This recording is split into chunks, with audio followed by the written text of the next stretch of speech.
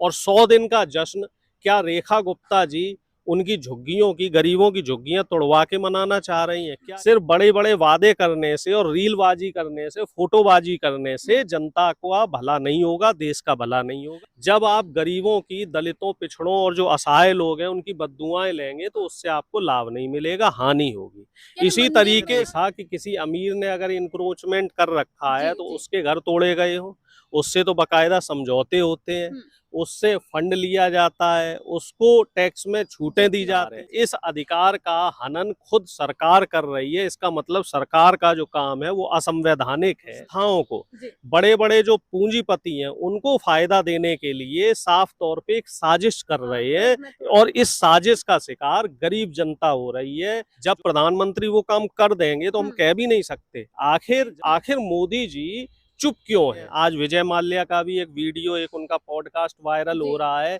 जिसमें माल्या साफ तौर से कहता हुआ नजर आ रहा है कि हमने तो फाइनेंस मिनिस्टर को इन्फॉर्म किया था कि हम देश छोड़ के जा रहे हैं। तो आपको ट्रंप की गीदड़ धमकियों से डर कर सरेंडर करने की क्या जरूरत है? आपने क्यों देश का मान गिराया, क्यों देश का नाम गिराया?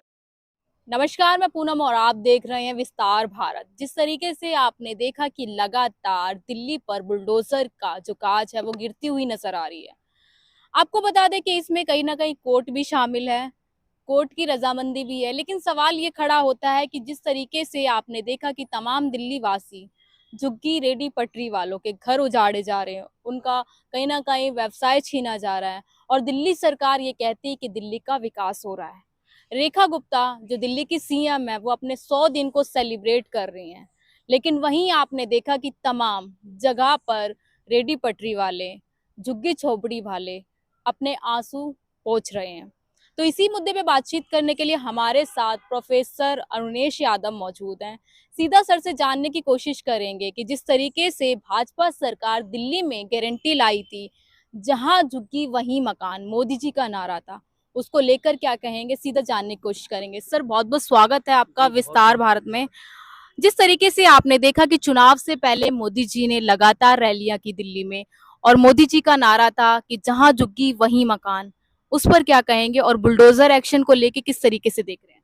देखिए मैडम, मोदी जी ने आज तक जो कहा है वो कभी पूरा नहीं किया और इस बात को दिल्ली की समझदार जनता को समझना चाहिए था। दिल्ली की जनता कहीं ना कहीं धोखा खा गई और बीजेपी को क्लियर मैंडेट दिया और वो धोखा देखो उन्हें 100 दिन के भीतर भीतर ही पता लग गया।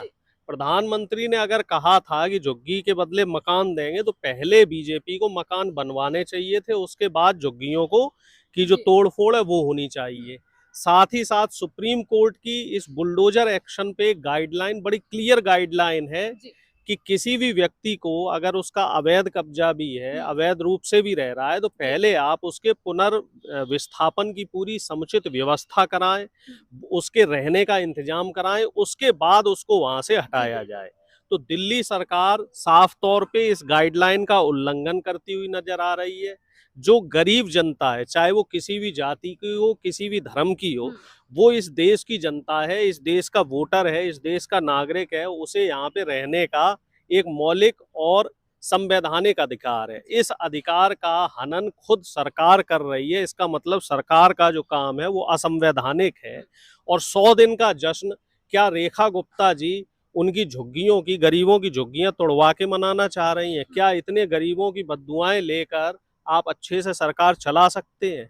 बीजेपी का खास तौर से जहां पे भी डबल इंजन सरकार है, चाहे दिल्ली हो, बिहार हो, मध्य प्रदेश हो, राजस्थान हो या हरियाणा हो, सभी जगह जो गरीब जनता है, जो पिछड़ी जनता है, जो दलित है, आदिवासी है, तो इन लोगों को टारगेट करके इंटेंशनली प्रताड़ित किया जा रहा है। कहीं उत्तर प्रदेश की तस्वीरें आती हैं, वहां गरीबों के मकान तोड़े जाते हैं। एक वो छोटी बच्ची का भी आपने देखा होगा, वीडियो वायरल हो रहा था, वो किस तरीके से अपनी किताबें लेके जाती है। इसी तरीके से बिहार से ऐसी तस्वीरें आ रही हैं कि कहीं अबोध बालिका, अबोध बच्ची है, उसका बलात्कार किया जाता है और सरकार उसे इलाज मुहैया नहीं करा पाती है। मध्य प्रदेश से भी इस तरह की घटनाएं आती हैं, कभी कभी इस तरह की घटनाएं राजस्थान से भी आ जाती हैं। तो आखिर बीजेपी जो प्रधानमंत्री संविधान की बात करते हैं, महिला सम्मान की बात करते हैं, पर्यावरण दिवस पर सिंदूर का पेड़ लगाकर महिलाओं को सम्मान देने की बात कहते हैं, तो उसका क्रियान्वयन यानी कि वो जो कथनी है वो करनी में क्यों नहीं बदल रही है? क्यों जो गरीबों के लिए जो अच्छी अच्छी बातें बीजेपी द्वारा कही जाती हैं वो बातें धरातल पर क्यों नहीं आ पा रही? कहाँ पे दिक्कत है? क्या सीएम में और पीएम में यानी कि प्रधानमंत्री और मुख्यमंत्री दोनों के बीच में कुछ डिफरेंसेस है? क्या नीतीश कुमार जी की बात मोदी जी तक नहीं पहुंचती?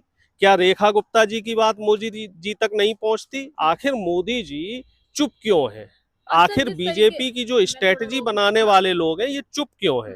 जिस तरीके से आपने कहा कि गरीबों के साथ कहीं ना कहीं बदसलूकी हो रही है बीजेपी सरकार में, लेकिन मोदी जी तो ये कहते हैं मैं गरीब का बेटा हूँ, गरीबी से आया हूँ, मैं जानता हूँ गरीब क्या होता है। मैं वही बात तो आपसे कह रहा हूं कि गरीब के लिए आप कह रहे हैं, लेकिन उसके लिए आपने क्या क्या काम किए? क्या कभी हमने देखा कि किसी अमीर ने अगर इंक्रोचमेंट कर रखा है तो उसके घर तोड़े गए हो? उससे तो बकायदा समझौते होते हैं, उससे फंड लिया जाता है, उसको टैक्स में छूटें दी जाती हैं। आज विजय माल्या का भी एक वीडियो, एक उनका पॉडकास्ट वायरल हो रहा है जिसमें माल्या साफ तौर से कहता हुआ नजर आ रहा है कि हमने तो फाइनेंस मिनिस्टर को इन्फॉर्म किया था कि हम देश छोड़ के जा रहे हैं। तो कहीं ना कहीं बड़े बड़े जो उद्योगपति हैं, पूंजीपति हैं, उनके साथ साठ-गांठ करके सरकार चल रही है और जो गरीब व्यक्ति है उसके हाथ में सिर्फ एक झुनझुना पकड़ा दिया जाता है। उस गरीब व्यक्ति को सिर्फ और सिर्फ झूठे दिलासा दिए जाते हैं कि आपको हम पक्का मकान देंगे, आपके बच्चों को हम नौकरी देंगे। दिया है सर नरेला में? कहाँ दिए? नरेला कितने में दिए? कितने दिए? 179। क्या जनसंख्या हमारे देश की जनसंख्या 179 है? 145 करोड़ से ज्यादा हमारे देश की जनसंख्या है, जिसमें से अगर देखा जाए तो 80 करोड़ से ज्यादा गरीब लोग हैं। क्योंकि 80 करोड़ लोगों को प्रधानमंत्री खुद कह रहे हैं कि वो राशन देते हैं। तो जब 80 करोड़ गरीब जनता है तो क्या आप उनको राशन पे ही आश्रित रखना चाहते हैं? आगे आपकी जिम्मेदारी नहीं है?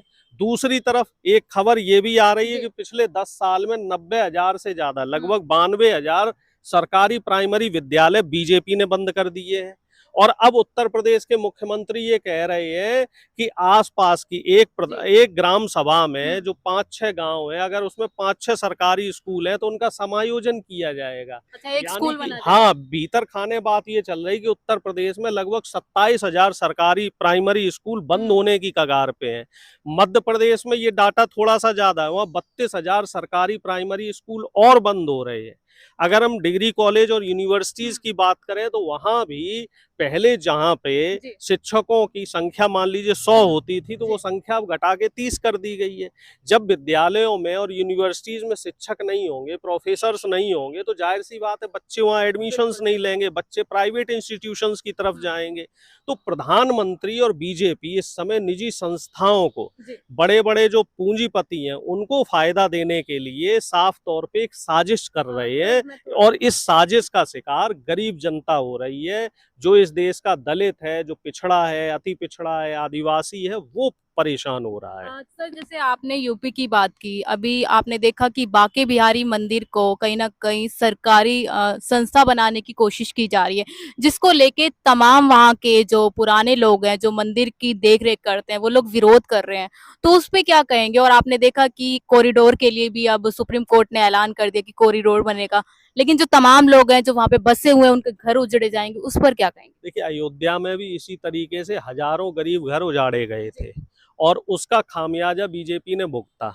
अयोध्या से बीजेपी हार गई और उत्तर प्रदेश से बीजेपी साफ हो गई। जब आप गरीबों की, दलितों, पिछड़ों और जो असहाय लोग हैं उनकी बद्दुआएं लेंगे तो उससे आपको लाभ नहीं मिलेगा, हानि होगी। इसी तरीके से अगर आप मथुरा में वहाँ के जो लोग हैं जो वहाँ सालों से रह रहे हैं उनका आप घर उजाड़ोगे तो मथुरा से भी आप साफ हो जाओगे।